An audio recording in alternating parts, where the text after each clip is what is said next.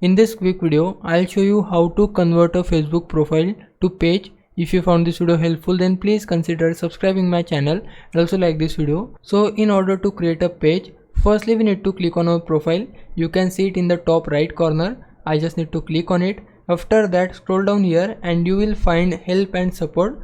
Click on it. Now go to help center.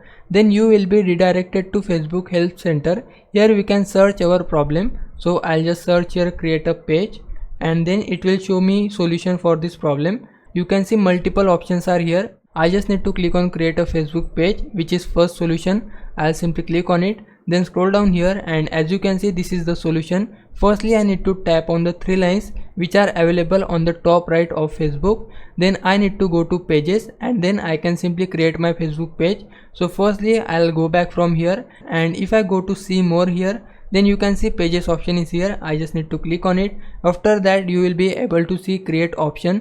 Just click on it and now click on get started. Just go ahead and start creating your page. Obviously you create it according to your profile, like there is no official setting to create it according to your profile, but you get my point.